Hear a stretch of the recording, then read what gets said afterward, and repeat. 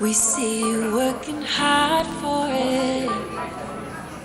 The power of your influence to correct the misgivings of 3 generations.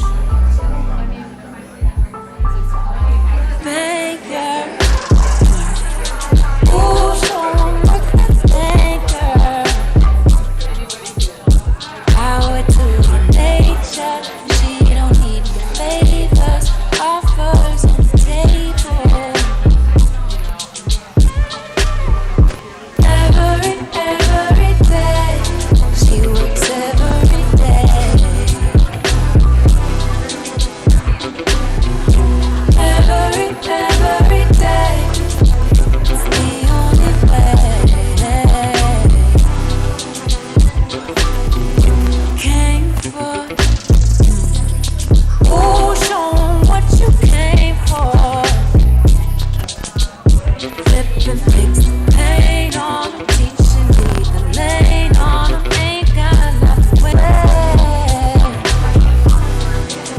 You see what I'm paying for. What you work for me for. My baby gets it paid for. She don't need no favors. Offers on the table. Oh, every day. She works every day.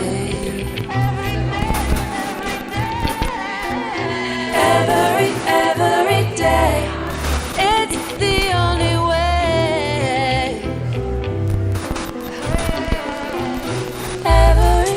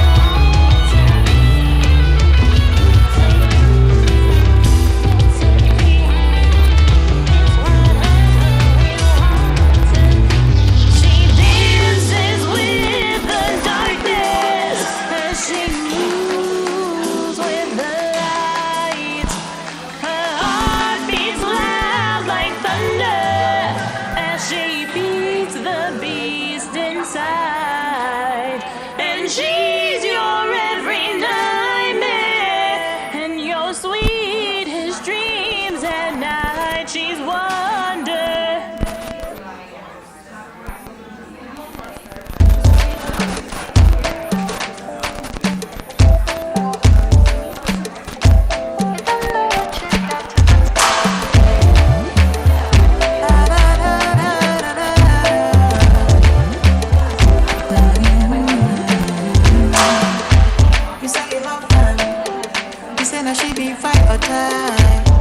The love of your life, the one for you fits called your wife. 8 years later, you come betray her trust, and you cannot deny her life. You messed up. I can never forget that day.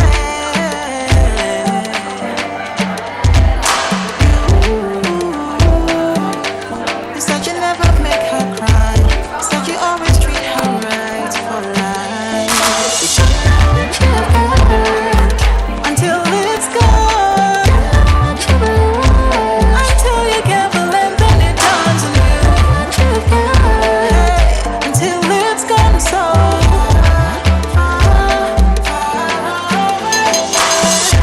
Shabby, you love her. Shabby, now you say you're different. Actions speak louder than words, deeper to make you believe. You want my sister. Told you red doctor, need for it. Have a check on the way. Check with what easy over relation. I can never forget that day. No. Yeah. You said your love will remain. Hey, say what you need, mean what you say. Until it's gone.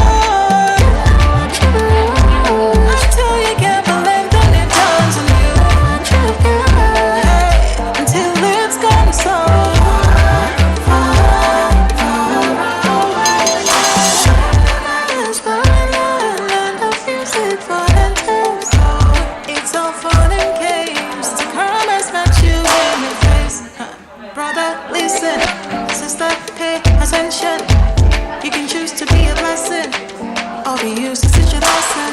Look, I know things don't always work out. Unless you put in the work, believe it's casually taking a while.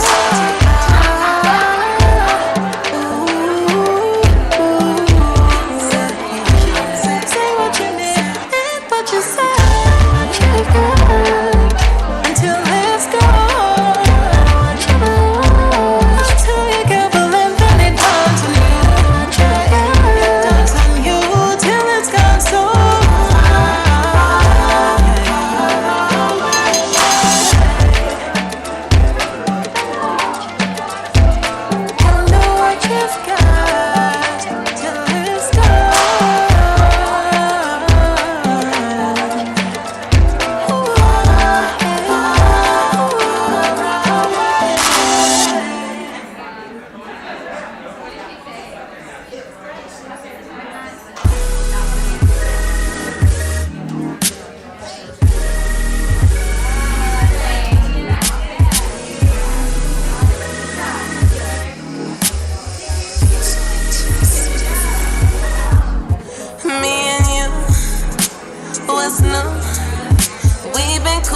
High school, think I really like you. So what we gon' do?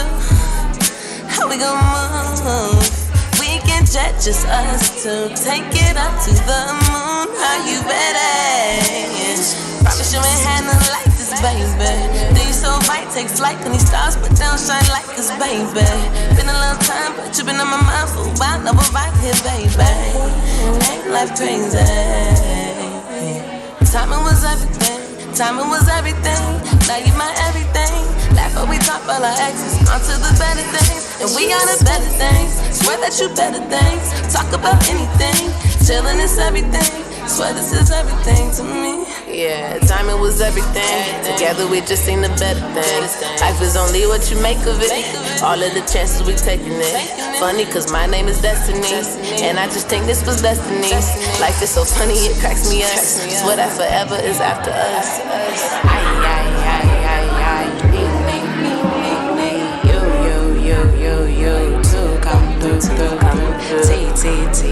liberty. We'll be free, free, free. It's been way too long. Come see me, me. Ay, ay, ay, ay, ay. We can jet if we want to. I don't need, but I want you. What it comes to is I'ma make you come through. Know you always welcome. Look, it's been 4 months, 2 weeks, 2 days, 1 hour, 42 minutes, 1 second and 1 shot since you had me. Yeah, you had me. It's 2 times. Now it's been 4 months, 2 weeks, 2 days, 1 hour, 42 minutes, 1 second and 1 shot since you had me in both thighs, getting up both thighs. Suppose I was different, right? Cause I ain't think I see you after 4 months, 2 weeks, 2 days, 1 hour, 42 minutes, 1 second and 1 shot. Hold the power and pass to that pussy in my tower. No bowser, ready but no ladder. Work up the boat ladder and ride this way. I don't wanna let you go astray, and it's straight from my heart or whatever gets you in the grip. Cause I don't wanna talk around a bush, that's a plant or a president. Trying to get you in my residence, get the presence of your melanin, manipulate the elements and lick up all the evidence with elegance and grace. I just like the way you work, and I work so hard that I know I deserve. You on my body and mine in the curve. Our air is my nerves and we burn all this earth. Pull up and park. I'm in the gangsters, men with the Nipa, a thinker that think on they toes with the banger. You like a prototype, roll like a motorbike. This is the overnight, this is the way that we socialize. We play the past like a poster, got stuck in our ways. You see my madness, you love how it lays. Lick on my wounds for the pain. Ay, ay, ay, ay, ay. You. So come through. We'll be free, free, free. It's been way too long. Come see me. Ay, ay, ay, ay. We can jet if we want to. I don't need, but I want you. What it comes to is I'ma make you come through. I can always look, you can always come through.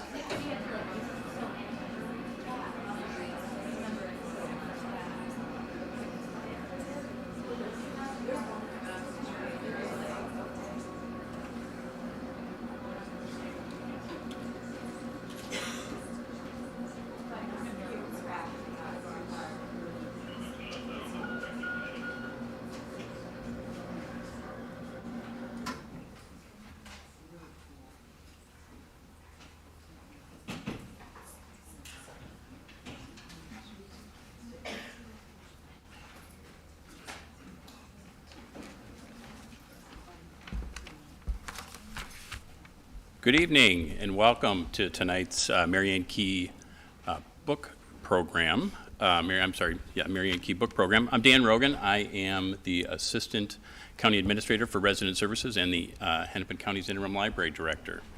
As we get started, on behalf of the library and the Friends, we would like to begin the evening with a land acknowledgement.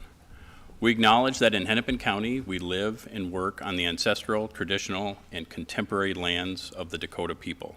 This land and the Dakota people belong together. By offering this land acknowledgement, we affirm Dakota sovereignty and aspire to hold ourselves accountable to the work of reconciliation. Next, I'd like to recognize our generous sponsors and the community support. The Mary Ann Key Book Club, including tonight's program, is made possible with funding from the Friends of the Hennepin County Library. We'd also like to thank the Star Tribune and community members such as yourselves for your generous support of initiatives to advance conversations of race, racism, and anti-racism in our community. Tonight's program will be a moderated conversation during the first hour. There will be time for audience questions. You should have received a program guide with a paper survey and a note card for writing down a question. Note cards will be collected at 7:40 p.m. We also ask that you take a few minutes to complete the paper survey after the program. A QR code is and a link is also available on the paper survey if you'd prefer to complete it online. Your responses will really help us improve future programs and tell the story of how our programs build community with partners and the public. I'm really looking forward to tonight's discussion.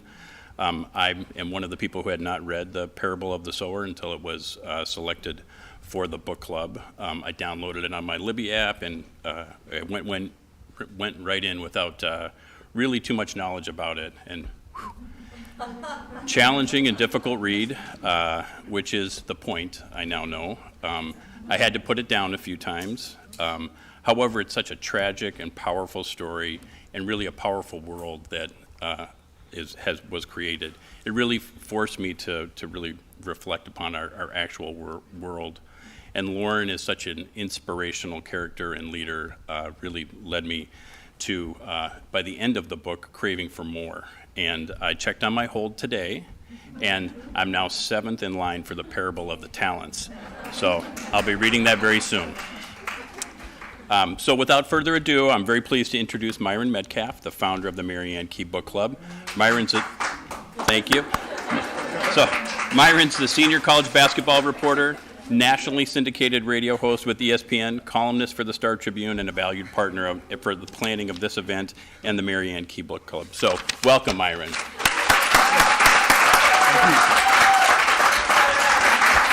Thank you. This is super cool. To get to this point, named the book club a couple years ago after my great-great-great-grandmother, and to see the live audience, the streaming audience has been great.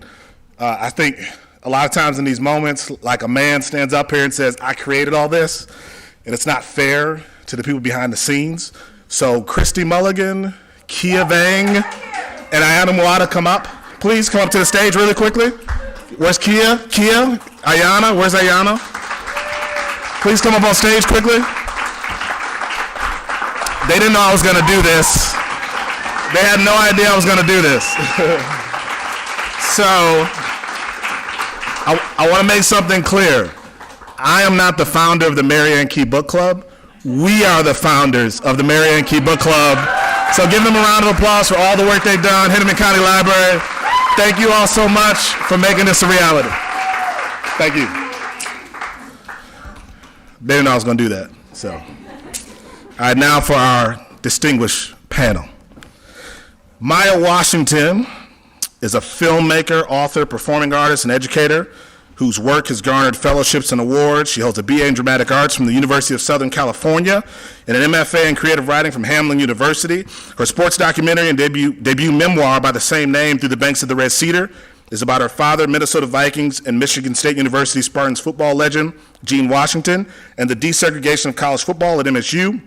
Her work in the community includes creative support for George Floyd Global Memorial and Emmett Till Legacy Foundation. Maya, come on out.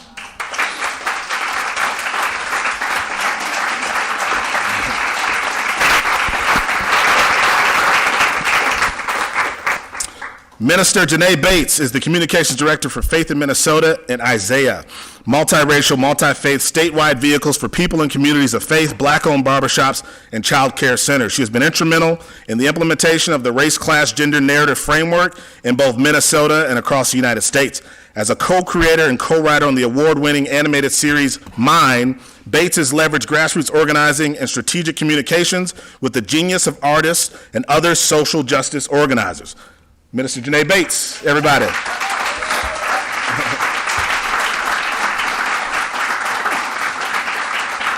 And last but not least, Shannon Gibney is a writer, educator, activist. She's the moderator tonight and the author of See No Color and Dream Country young adult novels that won Minnesota Book Awards in 2016 and 2019. Gibney is faculty in English at Minneapolis College, where she teaches writing. A Bush artist and McKnight Writing Fellow, her new novel, The Girl I Am, Was, and Never Will Be, a speculative memoir of transracial adoption, explores themes of transracial adoption through speculative memoir. Shannon Gibney.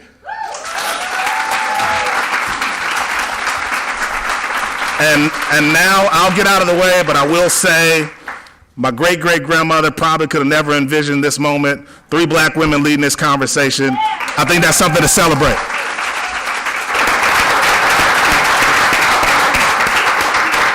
How y'all doing? Ooh, I promised that I would turn this on, and I have a loud voice, but is it on? Testing? It's green. It's not my fault. Am I on now? Kind of? Okay. I'll talk like this. I hope this is okay with the tech people. Tell me if it's not. Okay, thumbs up. Excellent. All right. So first, let's give it up for Octavia.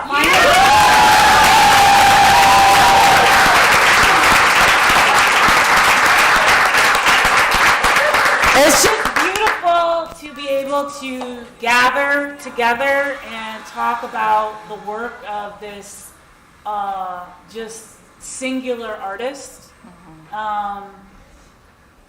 I've been following her work, immersed in her work for many years, and it's just such an interesting moment right now because I feel like so many people are encountering her work for the first time. So many people are coming back to her work for different kinds of inspiration and information, different kinds of ways forward. I was moderating a book club through this, Hennepin County Library, and so there was like 3 people that were talking about her work in relationship to Adrienne Marie Brown. And her work as well. So I wanted to start out by asking both of you, why? Why right now in 2022 do you feel like her work is experiencing a kind of renaissance? Anybody, either of you want to kind of jump in there? I mean, I would say it is like, one, the fact that really especially this piece of work takes place only a couple years from now, right? But most certainly, she is incredibly prophetic. There is like no doubt that so much of what has taken place in this book is our current reality, even if written at the time as a dystopia. And so, it is a way in which we can start to make sense of the world today and figure out what our own devolution is and could be. And I think that is really compelling for people. And there is this sense of, well, if it's written about in this way, is there a way for us to avoid the worst of the catastrophe? Or is it, could it just be a cautionary tale? Right. So when it first came out in '93, I think definitely it's like, oh, this is a cautionary tale. Yeah. And now it's 2022, and it's set in 2026 and 2027. Right. So it's like, and there's like wildfires in California where it's set, and there's, there was a storming of the Capitol building. Yep. Right, like lawlessness and the ushering in of the Antichrist. Yeah.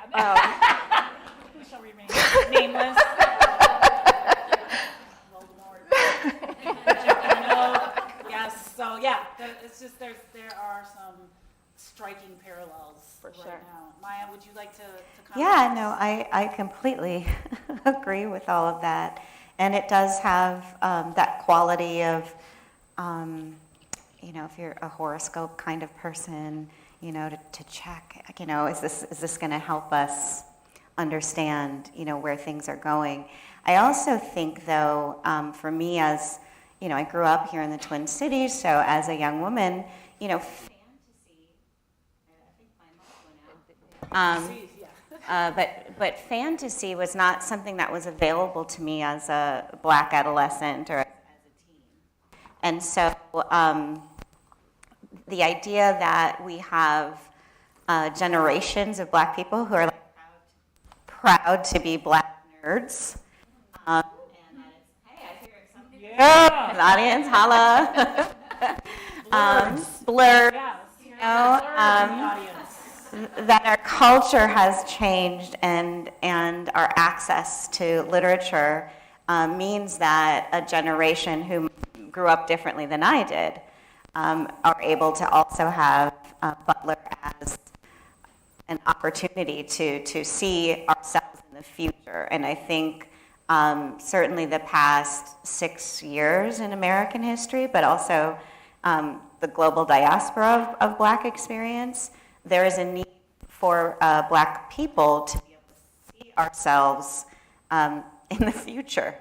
And so to know there was, and I will speak present of Octavia Butler, but there was and is a Black voice in the future who saw us in the future is something that I think we all can get excited about and embrace in 2022. Yeah, that's beautiful. I love that you talk about the fact that, ooh, my mic is on now. I can hear myself. I love that you talk about the fact of, nerds were not always cool. I mean, I remember growing up, I'm aging myself here, but, the 90s, and it was not cool to be a Black nerd, right? I mean, you're trying to be white if you were trying, into that kind of sci-fi stuff, right? And I know in my 20s, just encountering her, that's why part of the reason why it's such a breath of fresh air, that kind of recognition, that sense of recognition. And what it must have been like for her also to get to that place where she finally started to build an audience that really she was legible too. Yeah. All right, let's go further into the book. So Lauren is this very strong, multifaceted character. There's some people who would say, she's a sympathetic character, she's a character that we can look up to. I mean, I kind of feel like this is my third read into it, and I kind of feel like she's there's some stuff about her too that, is a little rough around the edges, and I'm not sure she's, altogether sympathetic, So I just wanted to ask both of you, particularly in terms of power, right? Her status as this kind of emerging leader of this new religion, which is amazing but also disturbing in some key ways. I mean, and Butler, I was telling somebody on the escalator up, one of the reasons why I love her, she just gets in there and the places that just viscerally make you cringe and bother you, and she's like, yeah, I'm gonna sit right here, and I'm gonna press that button over and over and over again, right? There's something really pleasurable about that. I don't know what that is, but so I kind of want to get at that with Lauren, right? What are the possibilities and pitfalls of her character, especially in relationship to her father, who presided over a mainstream church? Yeah, I think we, in the same way that I think it's exciting to be able to attach ourselves to a Black teenage hero who happens to be female at this sort of apocalyptic time that as we enter the story, we understand that it's been going on for years, that we are meeting people whose whole life has been devastating, and the death is part of your daily life and survival, and this need to protect yourself and make sense of life using tools that humans have used since the beginning of time, which is trying to fabric and understand our relationship to a divine force, or our relationship to the earth, or our relationship to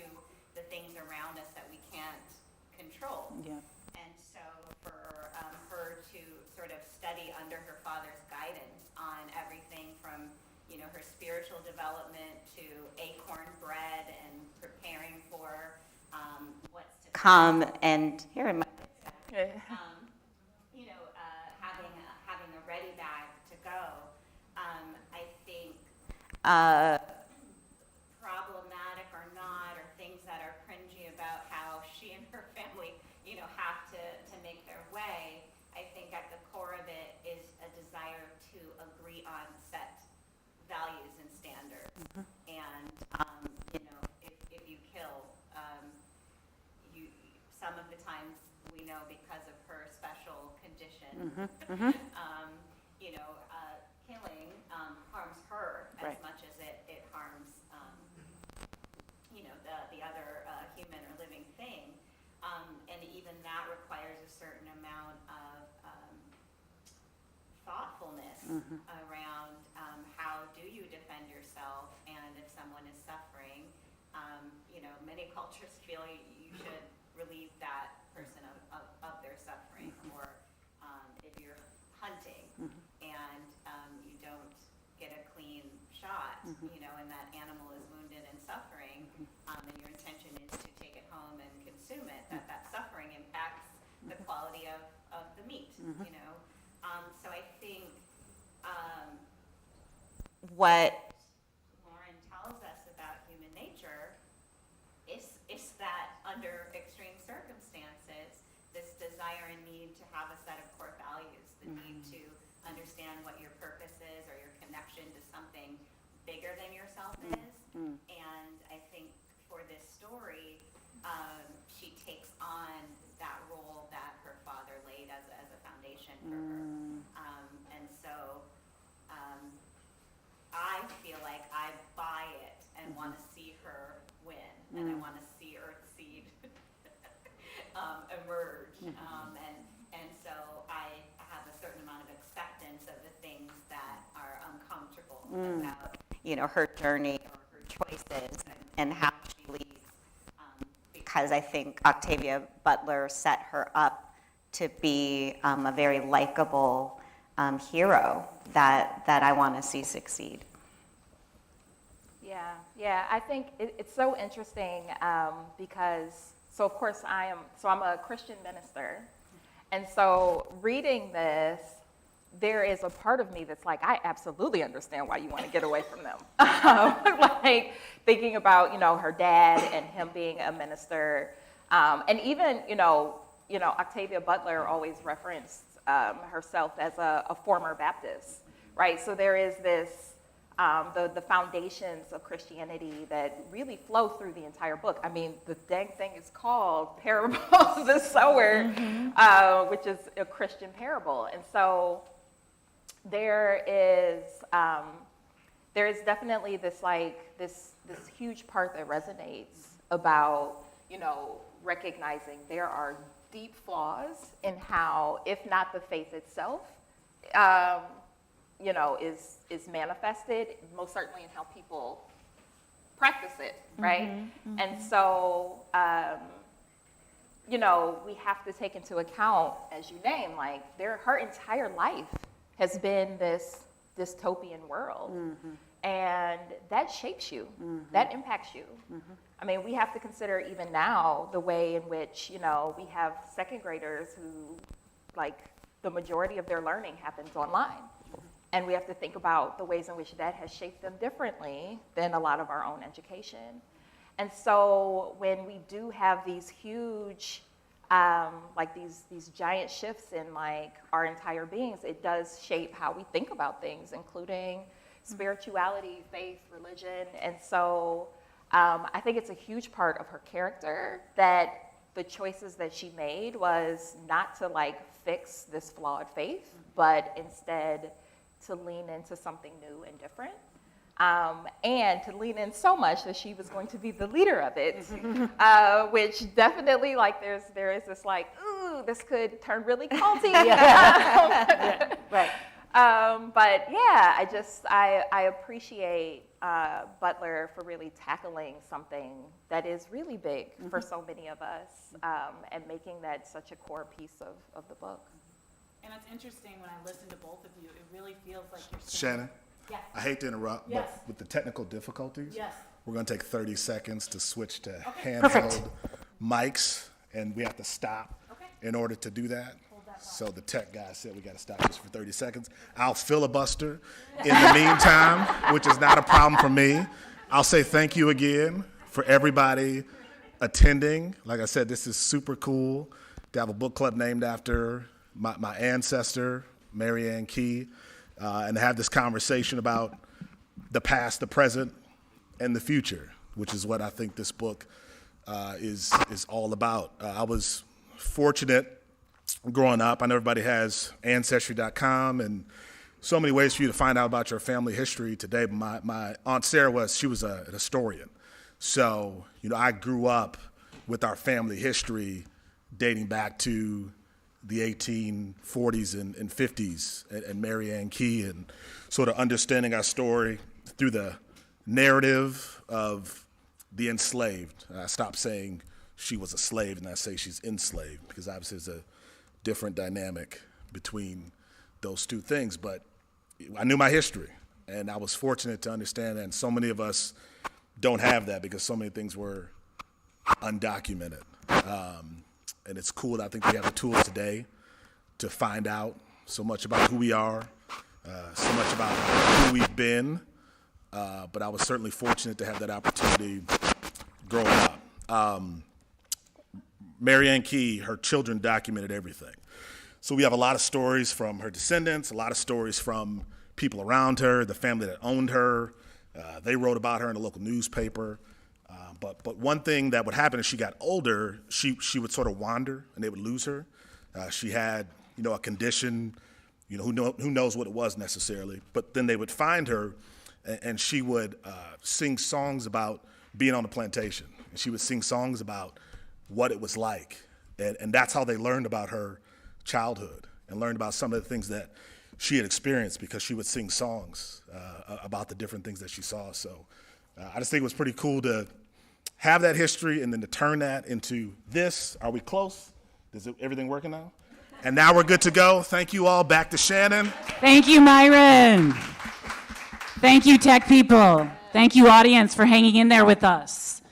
So I just thought it was interesting, though, that both of you sort of see this very clear through line with Lauren, like her father, and then her work. It looks different, I hear you saying, but it is completely informed by the very sort of more conventional Christian faith that her father practices.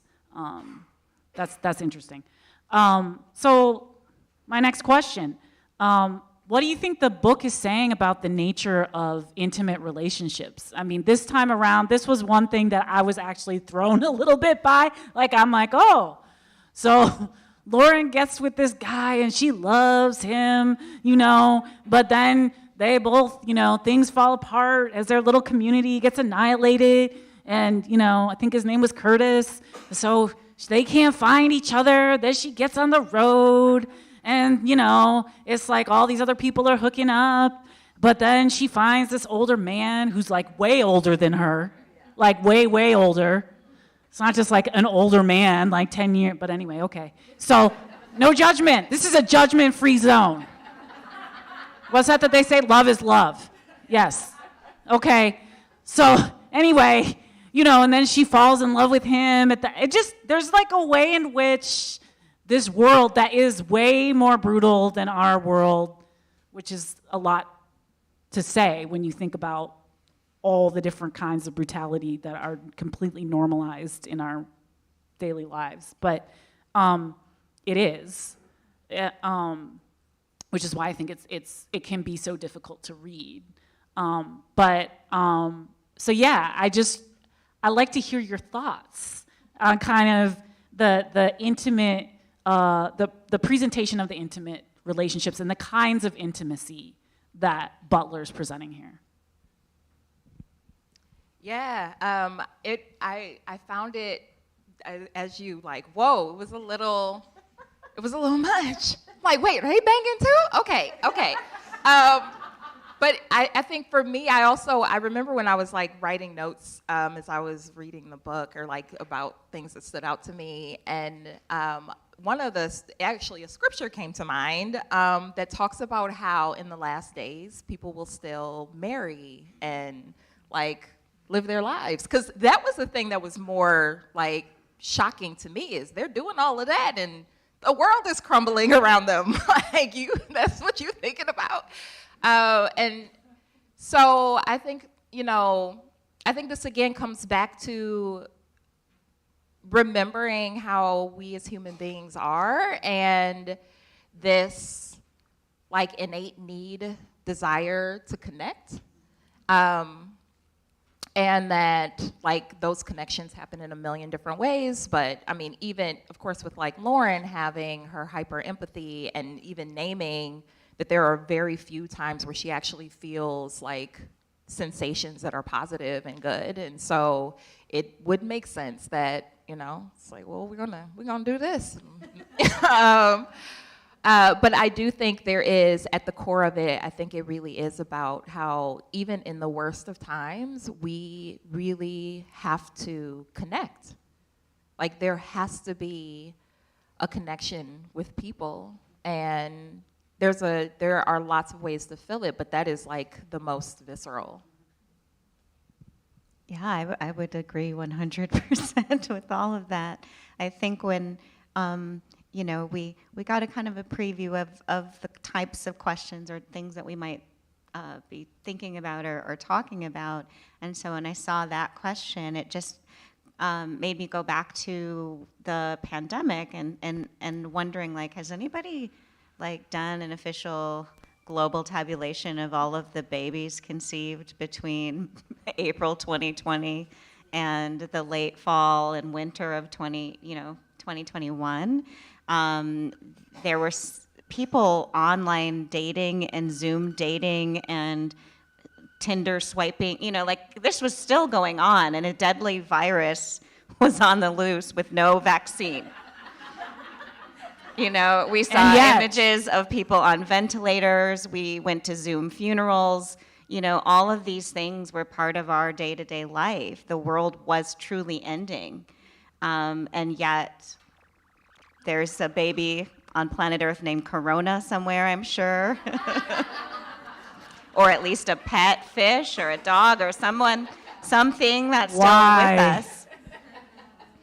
And so I think, wholeheartedly everything that JaNaé said is it's this bizarre human need to connect. And it's probably why our species is still here, right? That for whatever reason, people just kept procreating and kept finding, intimate partners and finding connection. And we're all here to tell about it. There's proof that somewhere in my bloodline, someone went through some hard things and decided they would keep going another day and have live births and carry them on their back and do what they needed to do. So it is really interesting. The scene where Bankole, the older man, realizes her age and kind of like freaks out, and there is at least an acknowledgement of the age difference. And at that time, which I think is interesting in terms of Butler considering the consequences of certain choices, because there is so much sexual violence, in the text, and so many situations that are, horrible, horrible, horrible. So for Lauren to choose a partner, at least we get some sense that it coming from her point of view, that she had some agency in this encounter, and that she knew it was coming. And even when he realized, wait, maybe I need to back up, we get a scene where there is actual consent that I think helps, doesn't change things. But we wouldn't be talking about it. We wouldn't be curious about that plot point if it wasn't there. The teenager from your hometown, your home community, to a stranger man with a bushy gray beard. It's a choice, you know? It happens. Yeah, yeah. And I feel like, you know, again, sort of my role on this panel is to also just give like some of the wider context of Butler's work. So I apologize, but I'm going to do that again.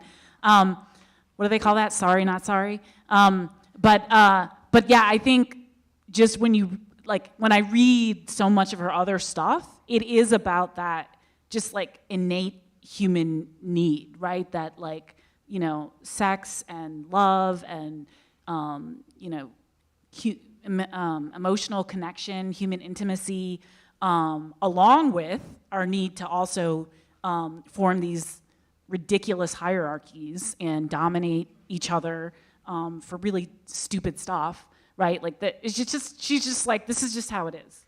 You don't have to like it, but this is how it is, and this is what I'm interested in looking at. You know, I really appreciate that sort of truthfulness in her work as well.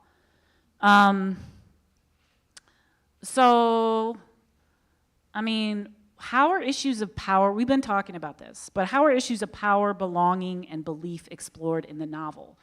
Or another way to say this would be, what do the characters and us by extension learn about the consequences of each thing separately and intersectionally?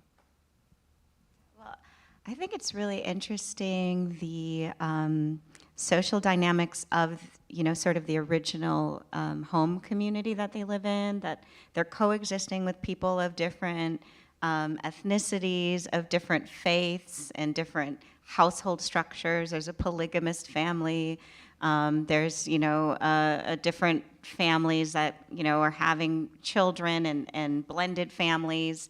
And so I think that is very interesting, that somehow in the world outside, when Lauren leaves that dynamic, that safety is no longer there, that she has to take on a masculine appearance. And that way it doesn't mess up the fact that, you know, people of different races, a mixed group would be wandering, because that idea of who you belong to and who's like you and sense of identity that is so rooted in racial constructs was so significant and so important in that way.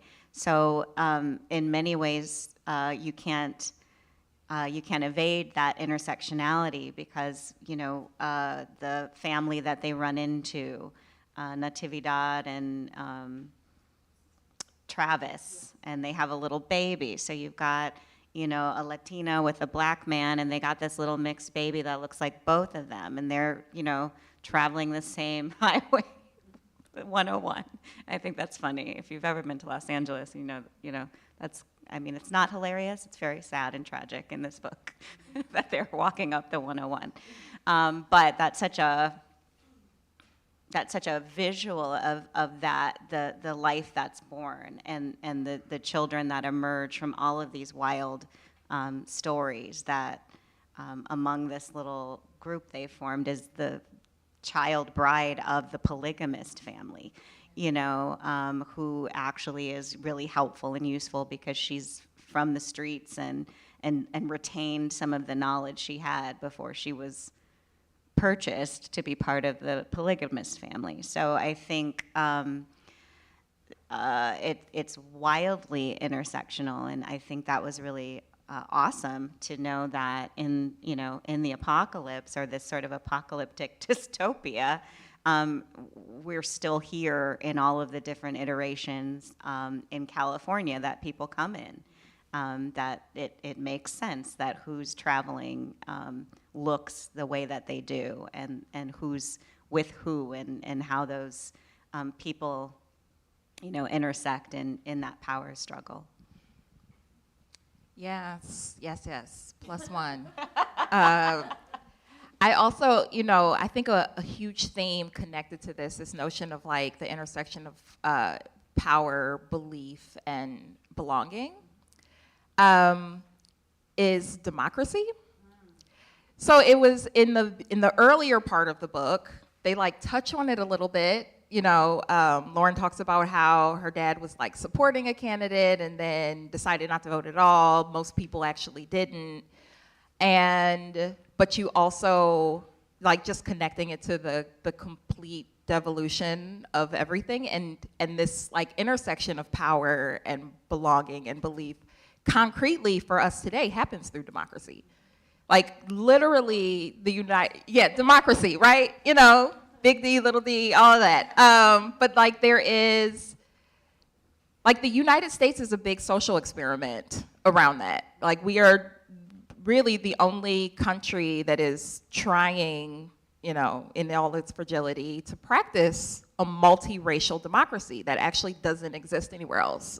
And so to do so has been tumultuous. And so as we're, you know, thinking about how we're actively practicing that today, and like what that looks like, and again, how fragile it is, like, so when I was reading this book, I was actually reading it while in my sickbed in Cuba with COVID.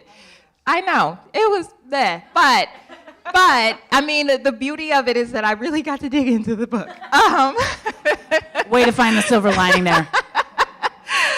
But like, I mean, and for those who don't know, like Cuba is a sovereign country that has decided say it with their chest, that they are socialists and, you know, has this big superpower called the United States, like putting blockades on them. And they're like, we don't care, we're gonna do what we want.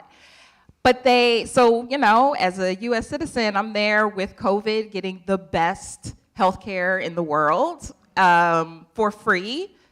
And that's like a beautiful and amazing thing. But I'm also like having to be very cautious about how much water I use or how many bananas I eat or how much toilet paper, right? Anyway, but here's the beauty about that country is that when they say they have a democracy, they really mean it, where you have 95% of people who vote. 95%. And we like brag in Minnesota about, you know, our 65, sometimes 70, you know, but that is to say that we have a democracy and someone can be president with like 30% of the country saying we want them. That's a problem, right? And so so then as we start to chip away at this notion of democracy, we chip away at people's belief that it works, that it, you know, and so far more people are like, I'm out. And then we create these little subsets and tribals, and so I think like this question about the intersection is fascinating and also like very much grounded in what I'm trying to say. But you know, and so anyway, I say all that to say that I think there's an immense amount that we can learn in current time about what it means to like fully lean in, especially in this notion of democracy and like what that can and should look like for the US. Wow. I just love this panel. I mean, y'all are just like so brilliant. So thank you. Let's do a time check. I did not bring my watch. 43. Okay. Yeah, okay. Myron says keep going. No. Questions. Myron says questions. So with that, library staff is going to collect note cards. They're located in your program guides, okay? And so if you have questions for the panel, write them on the note cards, okay? We'll try to get through as many of the questions as we can, but you know, we're not gonna be able to get through all of them, so apologies up front. You can pass your note cards down your row to the left, audience left, not my left, okay? So while you're doing that, we're going to keep going. This is one that I really want to get to, which is, do you think it matters that this book was written by a black woman? Okay, I hear yes. Some call and response here. Yes. I hear some affirmations. I mean, so in what ways is this vision that Butler puts forth in this book a black feminist vision. And let's be clear, I mean, in 1993, sci-fi, most of her career, it was, the white boy parade, and all the troubling tropes that come along with that kind of dominant narrative, right? And so, I'll leave it there. I want to hear what y'all have to say. Well, I think, I don't know about you, but near the end of the world, I want to follow a black woman. And, I feel like we went back. I don't mean to, bring back the traumas that we lived through in 2020 and 2021 and certainly in the Twin Cities. But what I saw, and probably because I am a black woman, is while the world was falling apart in our streets in Minneapolis and St. Paul, myself and other black women saw each other, and we got to work. Which is what black women do. And so it's not far-fetched for me. It's not that outlandish that, a black teenager is sort of the hope, is the earth seed that's got everyone in line, from, the little baby to, somebody they meet on the road and kind of pick up your mat and follow me kind of energy that she exudes, and the wisdom and the courage, and to be, the hyper empath, which I think I am empathic. I am somebody who has that trait. I'm not hyper empathic, but I'm thankfully, but very sensitive. And I find that many of my friends and colleagues of color, and certainly black women, share that, because I am not a psychologist. I do not have the full range of expertise in that, but some of those abilities, that intuitive ability and that hypersensitivity, comes from being in environments where you have to be on alert. And when you're on high alert, and there are maybe 50 people in this room, I've noticed every single person who's in here, because I care, and I'm glad that you're here, and you're all beautiful. But it's a skill that I have. Why? Because at any moment, I could be called to not just protect myself, but protect other people. So if you have been hypervigilant or required to be hypervigilant in your environment so that you can survive, so that your offspring can survive, so that your community can survive, of course you're the one, when the stuff goes down and it hits the fan and the alarm goes off, who just knows what to do. And if you don't have the skills or the training, you have the intuitive ability, you have that sensitivity and that intuition that tells you this person's in pain. How would you know that? I just have a feeling. I just can tell. And we know how to do that. Some of it's just genetic, but a lot of it is environmental and how we've had to function. And certainly in the Twin Cities, I feel I see black women leading us through some serious apocalypse right now. Beautifully said. Thank you. Yes. Again, +1 to all of that. I think, there is a, it's more than just like a resiliency that black women have. It is this, it's not shocking at all that Lauren was putting together like sticking together, here's all the things we're gonna need, here's how, like a survival guide, right? There is this innate thing within us that is like, that kicks in. And, it shows up in a bunch of different ways. But I know, for example, with, at the height of the pandemic, right? Of course, then George Floyd is murdered in Minneapolis. And literally, the day George Floyd is murdered, my mom collapses from COVID. And so she's on a ventilator, And I'm trying to organize with my colleagues at Isaiah and Faith of Minnesota, because we also have 50 mosques across the state and a bunch of black congregations that are now, we're hearing threats that those are gonna burn. So like, we're trying to organize like our white congregants to go and like board up black churches. And I'm also like, my mom and dad are in Cleveland, so I'm like calling them, I'm calling friends to go and send them, my dad food. And I mean, and it was so automatic. It was like a week later, and I was robotic almost. You just gotta go, do it, get the stuff done.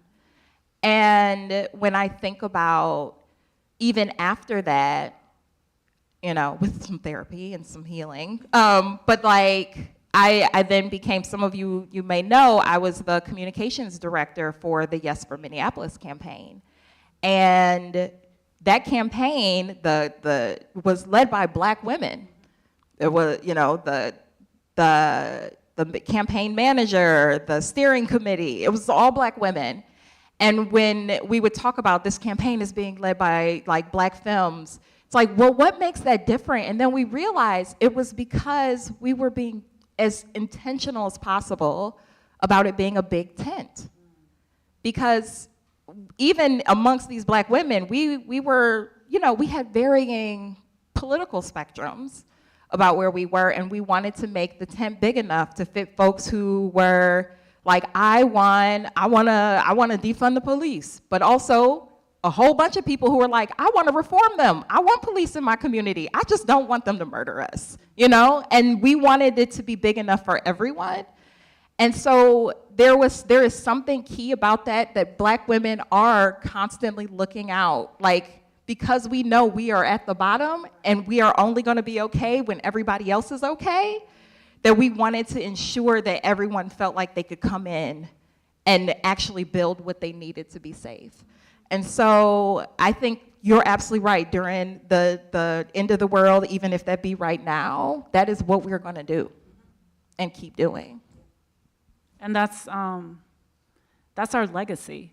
You know, I think generally as black people, I've been asked, you know, several occasions, like, well, how do you feel about being black? I'm like, well, you know, that's a complicated question. But also, the thing that I feel the most is like, I love it. Because our tradition is resistance. That's always been our tradition. In all its complexity, it's not monolithic, it's not, et cetera. And I feel like black women, black femmes, et cetera, like embody that so deeply. And it's such a sense of inspiration in dark times, particularly in dark times. Another time check. What are we at? Okay. So should we go to questions at 8, or do we have time for one more question? Okay. So, I mean, this is kind of like the parable of the sower is like this panoramic story. I mean, it's Lauren's story, but, you know, she goes through so many communities and she on the move, right? On the road, and so many different iterations of groups of people. What do you think the book is showing us about the nature of communities? You know, what are the lessons about community building, maintenance, destruction? I mean, do they apply at all to our current reality, which, as I said, is you know, less brutal, although it pains me to say that? Or, you know, are they really specific to this apocalyptic vision that Butler puts forth? I think that there's definitely some lessons to be learned and some things that resonate with current times. Most certainly, even though these communities were built out of necessity and survival, I think they were also, there was, I think a lot of our communities are built that way. I mean, if we're just being honest, like and it's not as like existential in the moment. But there is this sense of safety and trust that comes with belonging to community. And I think it's a huge reason why we're starting to see that like disintegrate now, both like the pandemic and us kind of being shuttered for a while, but also, you know, the ways in which some folks even like in like our political world or in corporate world are like telling us we need to be afraid all the time. And so as we're getting more and more into this entrenched idea that I should be afraid of people, and most certainly like people who don't look like me, who have less the money than me, who might have a different gender than me, like there is this like constant plucking at lizard brain, like be afraid, be very afraid, right? And so it does force, it almost forces us to replicate what we're seeing in this book, that it's like, well, I gotta go to, I mean, you know, the very dark place of I'm just gonna be alone, which you see, like there are the houseless people who just like wander eventually, but also I'm gonna just build this enclosed community and have to shut everybody out. And I think that is one of the cautionary tales, you know, is that it almost kind of pushes the question of how much of this is the chicken or egg. Like, is it that they shuttered themselves in because it was really bad, or because of like the rumors of it being very bad? So. I will take the plus one. 100. I think also because this is such a scary time, and I know times were scary when I was a child, they were scary as a teenager, but the how close, you know, at least, I feel like at least 10 or 15 years we've been talking about how close everyone is, a paycheck away.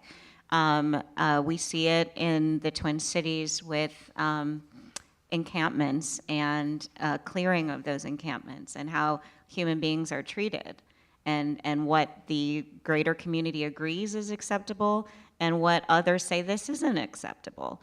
We're grappling with these same questions. We're grappling with, what do I do if I disagree with somebody's political view, or I disagree with their take on who God is, or what God is, or if there is a God, or I'm in a situation where it's, you know, get or get got, you know, where you have to make these impossible Sophie's Choice level decisions about what you're going to do for your survival, what you're going to do for your community, deciding what laws are just laws and which ones aren't.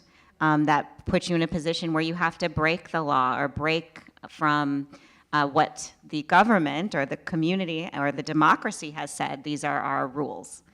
And when those rules are unjust, the things that you have to do to challenge that.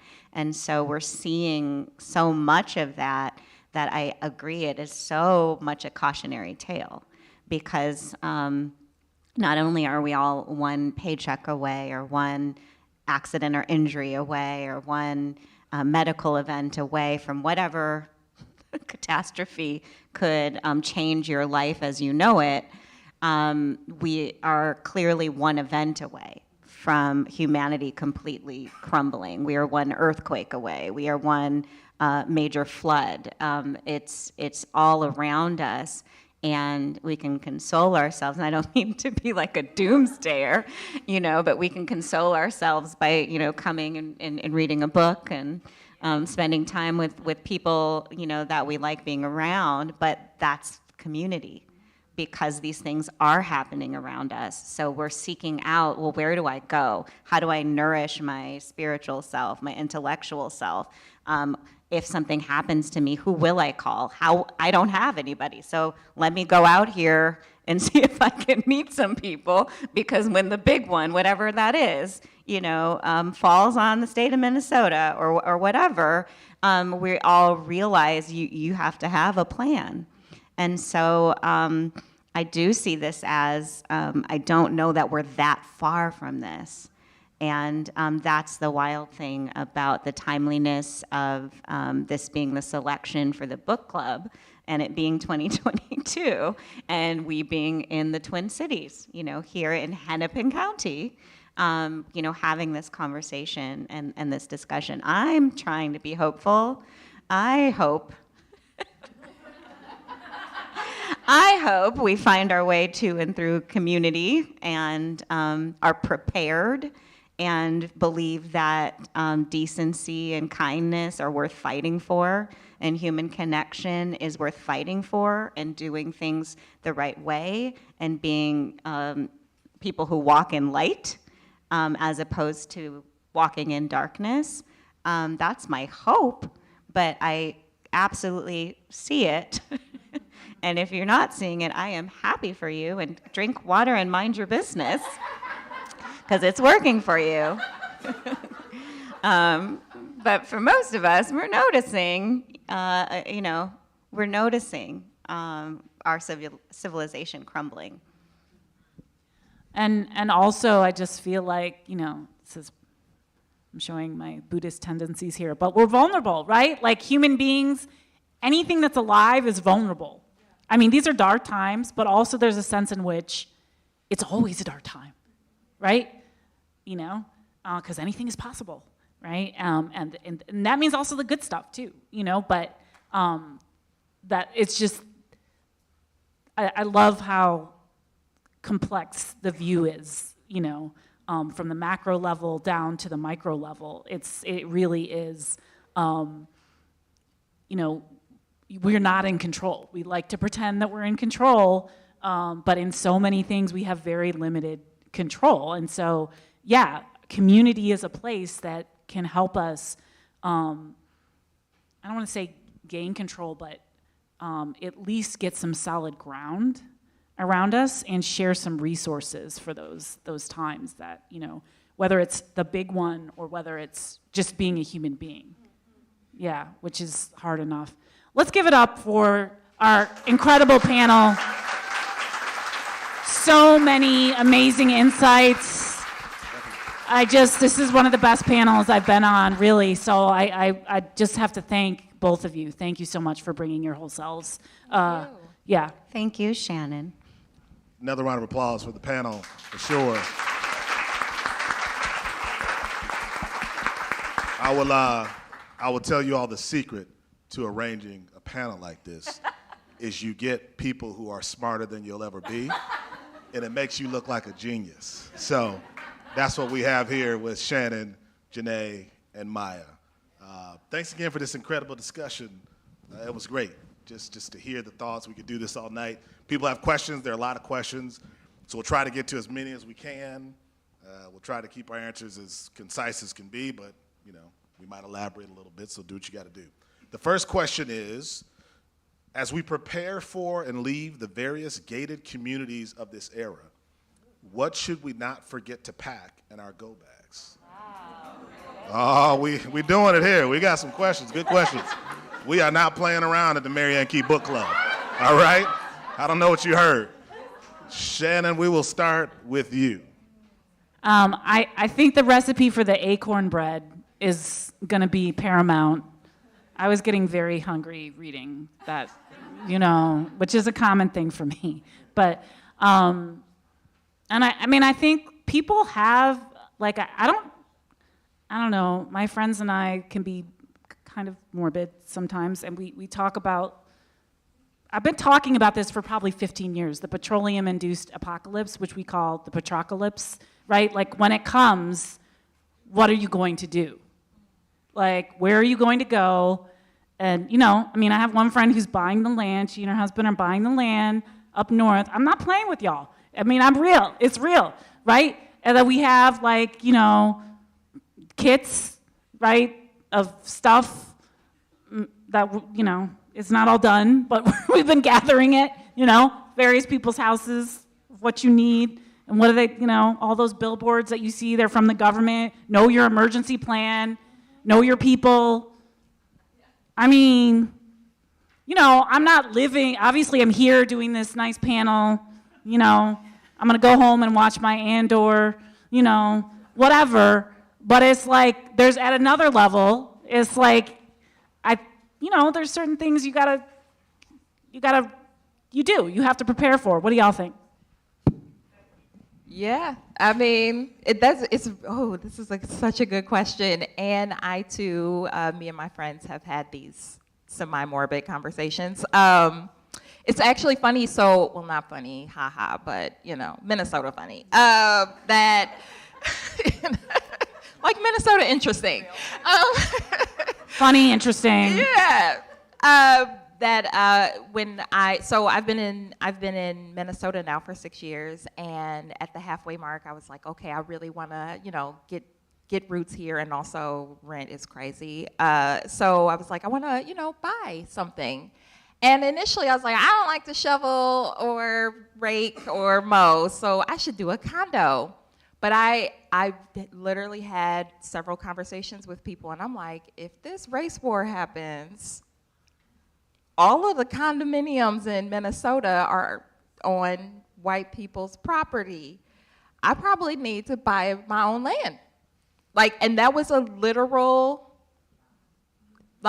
thing that I had to contemplate, and I did decide to buy a house for that reason. And that's awful, and also, it is what it is. I was also blessed with wonderful neighbors who mow my grass every day, every week. So Community, people. Praise God for community. Seriously. So, I mean, this question, right, too, is I also, part of, this practicing democracy that I talk about, I literally go out and I door knock my neighborhood.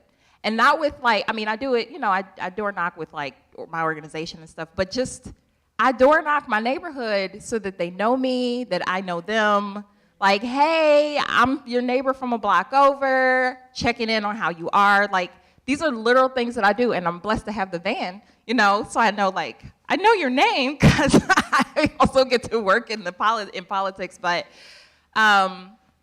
I think part of that preparedness is, knowing people around you, and knowing, what are your skill sets? Because I got friends who can cook and some who can't, and you ain't going to be the one making our food when we have a list. The fan. We have a right? list. These people will be the teachers, animal husbandry, there you go. The gardeners, you gotta the have builders. It.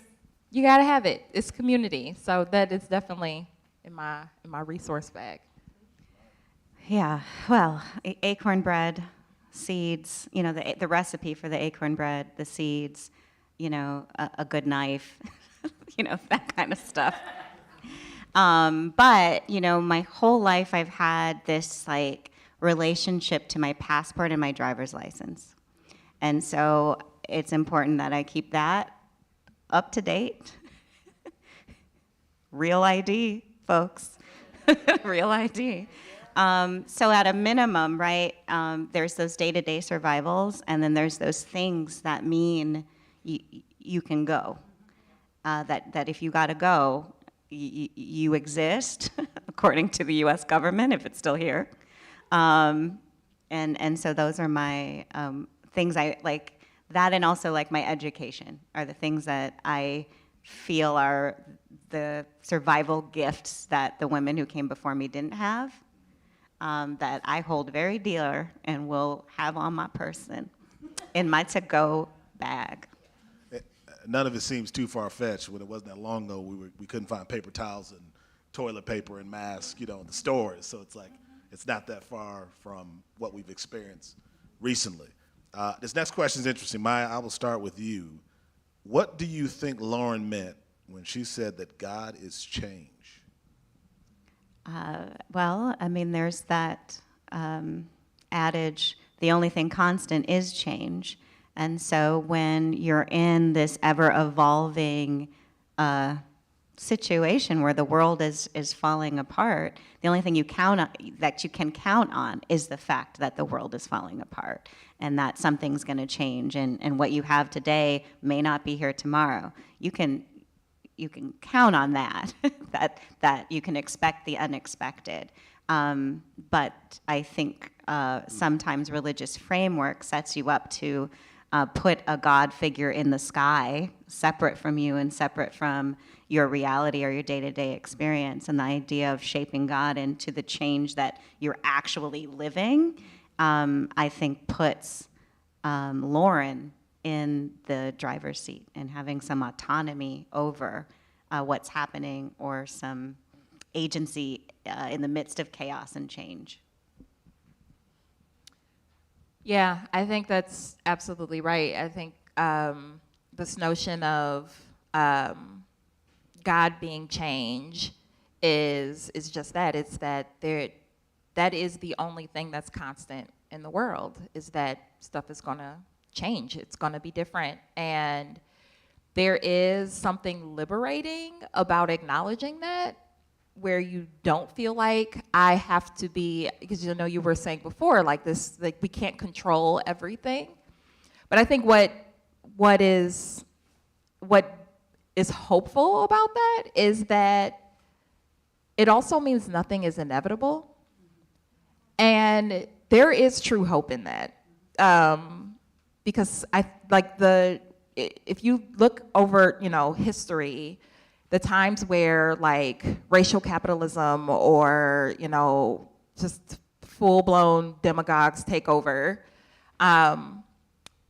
the people of that nation, that area, that land got to a point where they believed that there was no future and that it's just inevitable, like there's nothing that they could do. And if change is God, that means that we always have agency to make something different. I have nothing to add. Bet you thought I would never say that. Wow, really powerful, powerful stuff. I love the comments on autonomy and agency. I kind of interpreted that as there are no forks in the road. That we can take a lot of paths and end up at the same place if you make that choice. This question is about the conversation Lauren and her father had about teaching versus scaring people, because Lauren had some moments in this book. How do you see the fine line in terms of teaching versus scaring people in our current dialogue about crime, climate change, and other issues? Shannon, I will start with you. Wow. The line between the teaching and scaring. Teaching and scaring. I feel like that was kind of in reference to, if I'm right, in the book. I tend to read, as you probably notice, I'm so grateful to both of you because you're details reader. I tend to read more for general themes, as you can see, so some of the details kind of go out my brain. I have mama brain too. I've got kids like, okay, this has to be in here, all the rest of this doesn't. But I think that was generally in reference to the scene where Lauren's friend... Her and her friend, yep. Yeah, betrays her, right? Because Lauren is like, look, this is not to the point of change. Like, you want to believe that this little gated community is safe and that, we're going to be able to be here, but it's not true. And then her father was like, his response to that was, don't scare people by telling them the truth. And so for me, I feel like that is markedly different than what I feel like is kind of going on in our current political environment, where people aren't scaring people through the truth. People are scaring people through like lies. Yeah, basically, thank you. And basically I was gonna say, just sort of like, very familiar racialized dog whistle, like politics and this is why, frankly, I kind of want to stay in bed on November 8th, because I don't really know what's going to happen, I mean, after you voted. I mean, after I voted. Early vote, casting your vote. That's of course what I mean. Tuesday. Yes. But, yeah, so, yeah. Yeah, thank you. Thank you for that. Checking in there. Yes, everybody vote. Very important. But, so, yeah, so I just feel like that distinction has to be like very, very clearly made. I feel like the truth is important and valuable in its own right.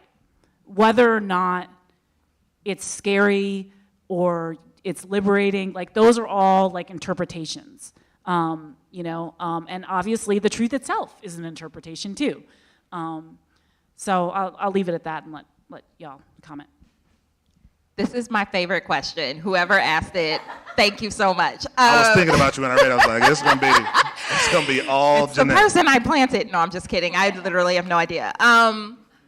So I am a narrative strategist, and that means that I get to do like behavioral science and like, yes, I'm a narrative strategist. So I get to study the words we use, how we use them, why we use them. Like, I have done deep analysis around like political dog whistles. Oh my gosh, it's a scary hole. But this piece is it is the core of what we're seeing in our public arena.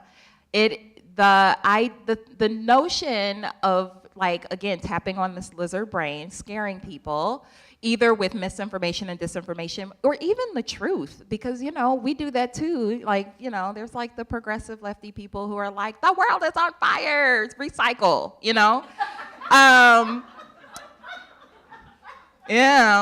The reality is that we tend to think that when we're afraid, we have a fight or flight reaction, but the most common reaction is freeze. And so it actually gets us to a point where we're like, oh, everything is terrible. The world is on fire. Things are either burning or drowning. There's nothing I can do. Whereas when you get to teach people, you actually get to teach people about what the opportunities are.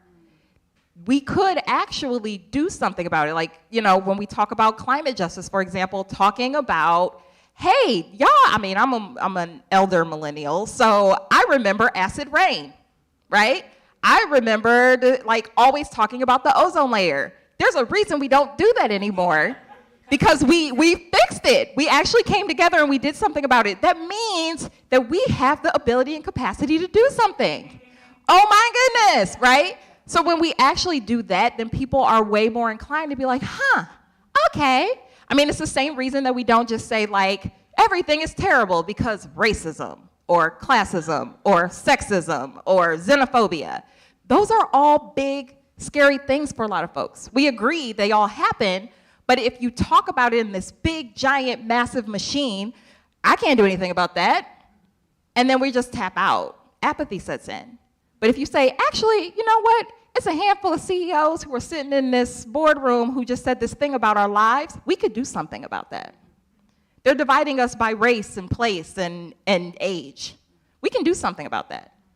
And so this notion of teaching is far more productive than like rallying folks around fear, because it usually just gets us to a point where we freeze. I got to start writing some of this down. This is great. Maya?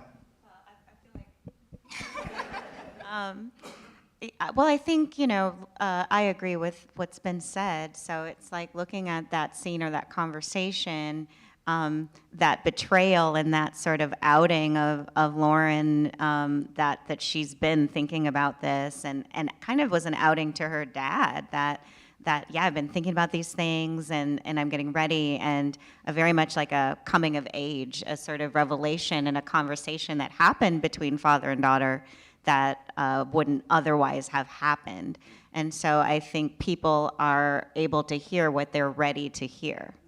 And so the friend and that family, they weren't ready for that, and we kind of know what happened to them. They were not ready, and they didn't make it, and they didn't survive. But those people who can handle the truth can do something once you face it. Once you face reality, you can start to plan.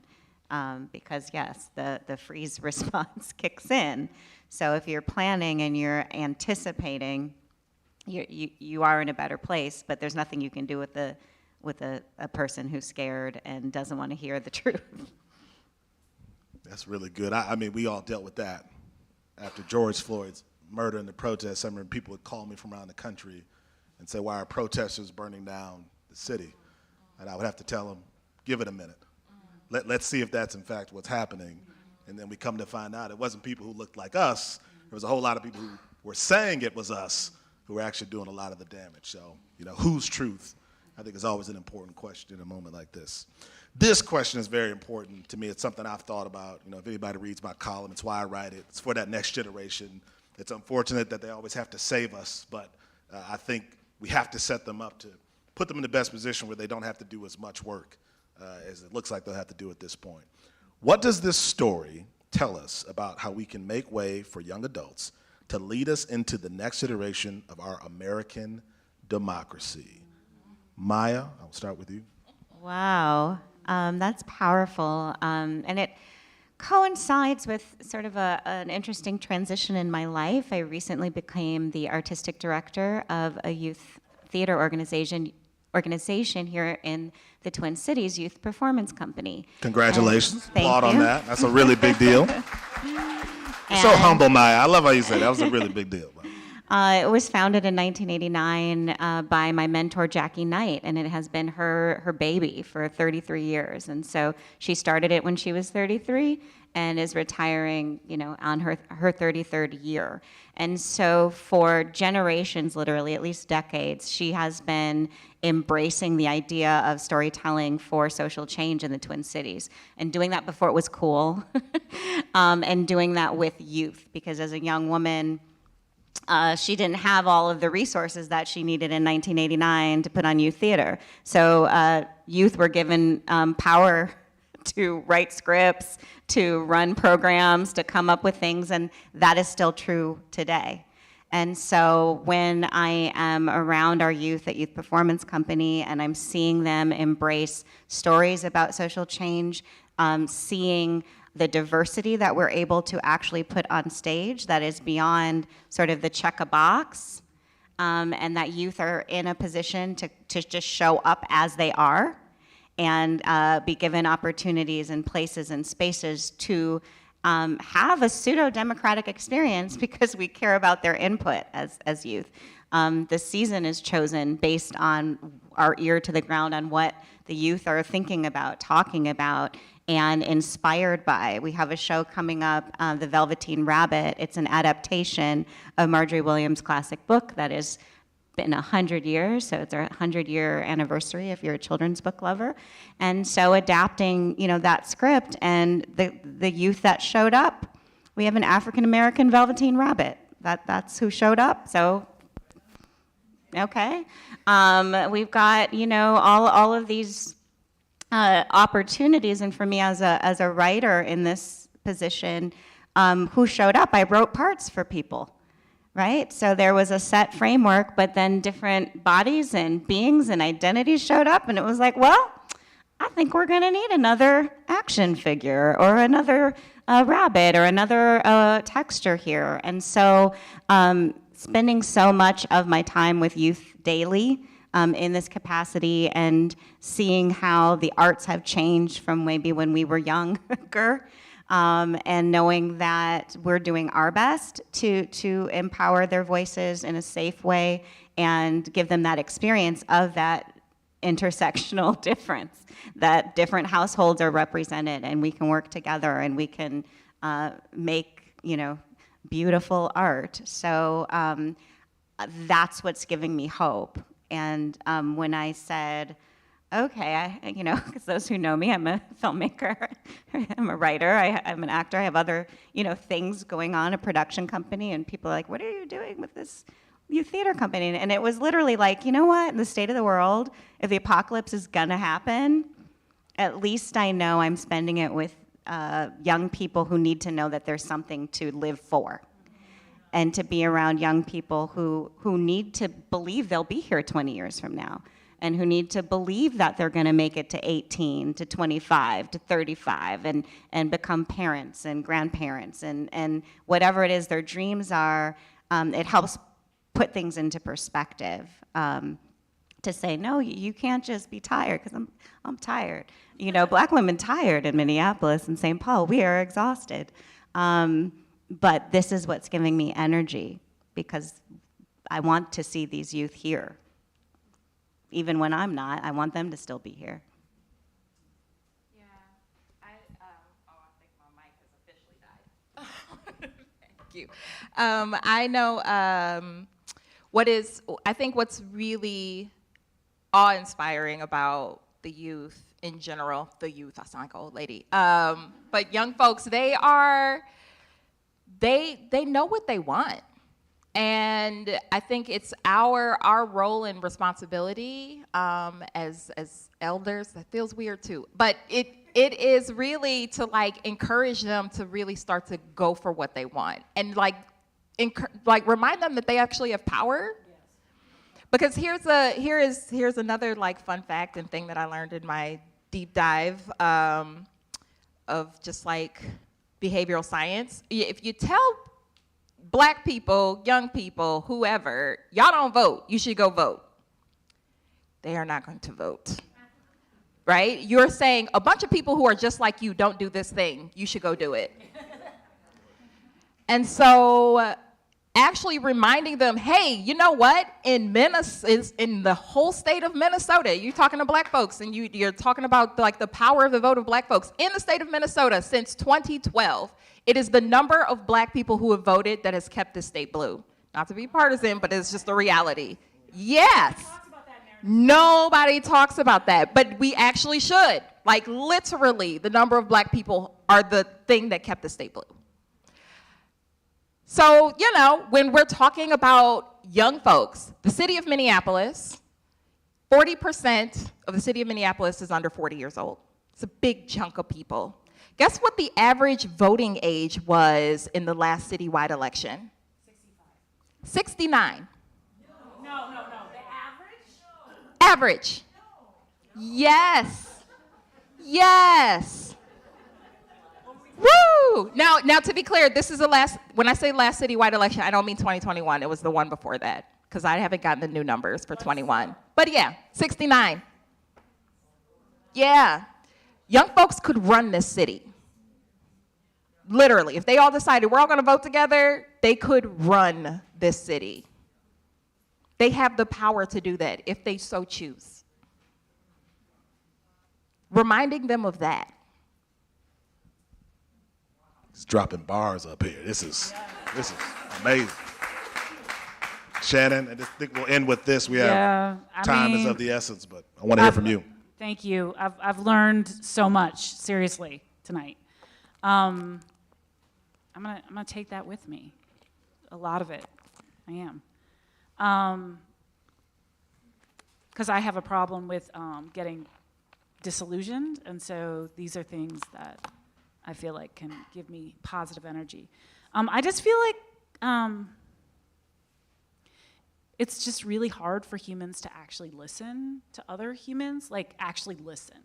And particularly when you have more power than somebody else, you know, which we don't like to talk about families in this way, but it is true, it's a fact that parents have power, a lot of it, over children, right? And adults have more power than children and young people and so on and so forth.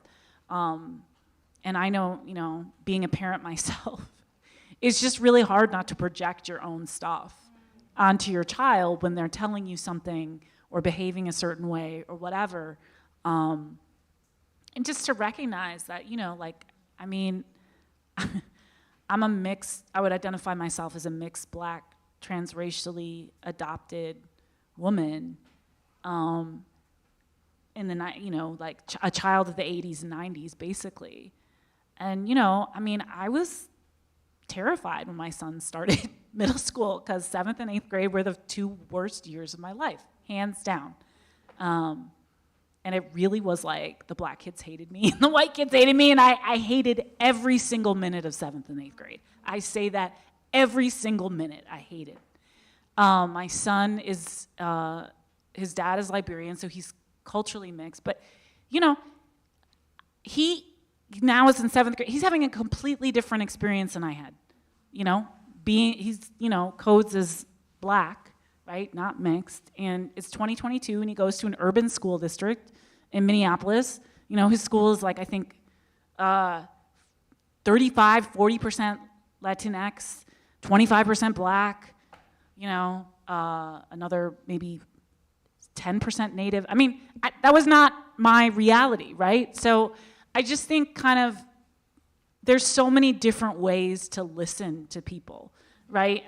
And I'm still, as a human being, every moment trying to humble myself to all the things that I don't know. So I'll leave it there. Give this panel another round of applause, please. So incredible, such an amazing event. We are definitely lucky to have them. Let me say, as we get ready to close here, every corporation, entity locally who's looking for speakers, and you're calling New York and Atlanta and Texas and LA, you have some incredible speakers right here, some incredible people to contribute to whatever it is you're doing around some of these issues. We got to stop going and getting everybody from out of the state when we have experts who live right here. I'll say this quickly. Mary Ann Key, my great-great-grandmother, was purchased at the same age as my oldest daughter, who's 14, right? So that's something I think about. And it reminds me that we can't quit, because she didn't. She was a slave, but she was so much more than that. She was someone who fought. Whether she couldn't do that physically, she fought with her being, and she existed and she survived. And if we really want change in this community, we do not have the option to stop. We do not have the option to quit, and we do not have the option to continue to put walls up that will divide us and make the future more complicated for my daughter and her generation. I think we owe that to each other. Thank you all for joining us. We really appreciate it. Thank you.